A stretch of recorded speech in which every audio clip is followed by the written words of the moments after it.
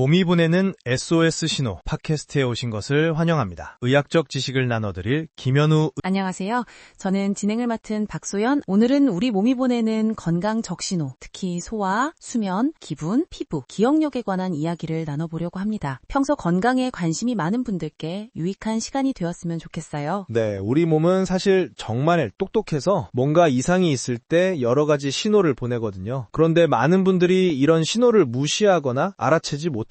오늘은 누구나 쉽게 확인할 수 있는 건강지표 5가지를 소개해드릴게요. 네, 먼저 첫 번째로 소화와 관련된 신호부터 알아볼까요? 소화에 문제가 생기면 어떤 신호가 나타날까요? 소화 기능은 전반적인 건강 상태를 잘 반영하는 지표인데요. 소화불량, 속쓰림, 복부 팽만감이 반복된다면 주의해야 합니다. 특히 평소와 달리 식사 후 불편감이 지속되거나 식욕이 급격히 줄었다면 위장 기능에 문제가 생겼을 가능성이 높아요. 그렇군요. 그런데 간혹 바쁘다 보면 소화가 안 되는 경우도 있잖아요. 일시적인 소화불량과 건강 적신호는 어떻게 구분할 수 있을까요? 좋은 질문이네요. 일시적인 소화불량은 보통 하루나 이틀 지나면 회복되는데 2주 이상 지속되거나 심한 복통이 동반된다면 병원 진료가 필요합니다. 특히 검은색 변이나 토혈이 있다면 소화기 출혈 가능성이 있으니 즉시 진료를 받아야 해요. 자가진단 방법으로는 어떤 것이 있을까요? 소화 관련 자가 진단은 식후 불편감이 있는지, 체중 변화가 갑자기 있었는지, 복통의 위치와 강도가 어떤지 체크해보는 게 좋습니다. 식사 일지를 작성해서 어떤 음식 후에 증상이 나타나는지 기록해보면 도움이 됩니다. 두 번째로 수면과 관련된 신호는 무엇이 있을까요? 수면은 건강의 바로미터라고 할 수 있어요. 만성적인 피로감, 집중력 저하, 아침에 일어나기 힘든 것은 수면의 질이 좋지 않다는 신호입니다. 밤에 자주 깨거나 코골이가 심해진 경우 수면 무호흡증을 의심해 볼 수 있어요. 요즘 스마트폰 사용이 늘면서 잠들기 어려운 분들이 많은 것 같아요.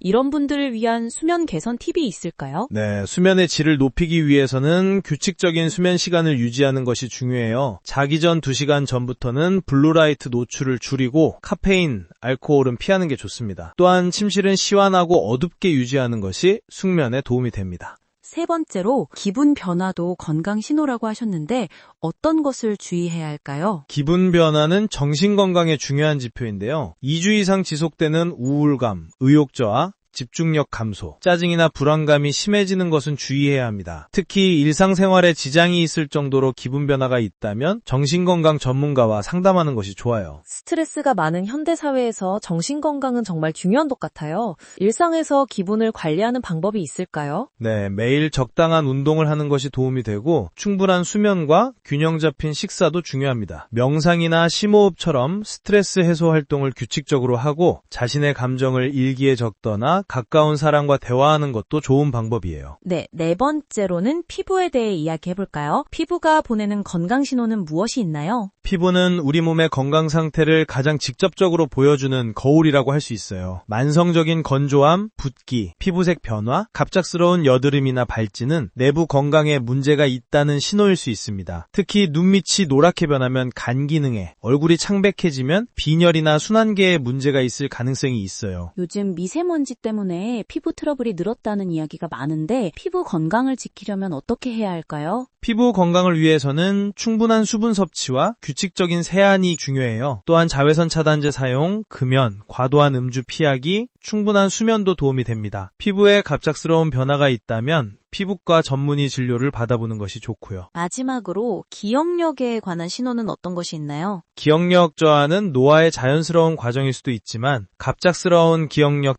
감퇴, 자주 물건을 잃어버리거나 같은 질문을 반복하는 경우, 익숙한 길을 헤매는 경우는 주의해야 합니다. 이런 증상이 일상생활에 지장을 준다면 전문의를 찾아보세요. 요즘 젊은 사람들도 기억력 저하로 고민하는 경우가 많은데 기억력 개선을 위한 방법이 있을까요? 기억력 개선을 위해서는 뇌를 자극하는 활동을 규칙적으로 하는 것이 도움이 됩니다. 책 읽기, 퍼즐 풀기, 새로운 기술 배우기 같은 활동이 좋고요. 또한 규칙적인 운동, 균형 잡힌 식단, 충분한 수면, 사회적 교류도 중요합니다. 오메가3 지방산이 풍부한 식품을 섭취하는 것도 도움이 된다고 알려져 있어요. 네, 오늘 말씀해주신 내용을 정리해보면 소화, 수면, 기분, 피부, 기억력은 모두 우리 몸의 건강 지표로서 중요하다는 것이군요. 이런 신호들에 관심을 가지고 변화가 있을 때 적절히 대응하는 것이 중요할 것 같습니다. 맞습니다. 우리 몸은 뭔가 잘못되고 있을 때 다양한 신호를 보내요. 이런 신호를 조기에 알아채고 대응하면 더 심각한 건강 문제를 예방할 수 있습니다. 건강은 잃고 나서 그 소중함을 알게 되는 경우가 많으니 평소에 자신의 몸이 보내는 신호에 귀 기울이는 습관을 들이시길 권해드립니다. 네, 오늘 정말 유익한 시간이었습니다. 여러분들도 일상에서 자신의 건강 신호를 잘 살피고 건강한 생활 습관을 유지하시길 바랍니다. 다음 시간에도 유용한 건강 정보로 찾아뵙겠습니다. 몸이 보내는 SOS 신호였습니다. 함께해 주셔서 감사합니다. 감사합니다. 다음에 또 만나요.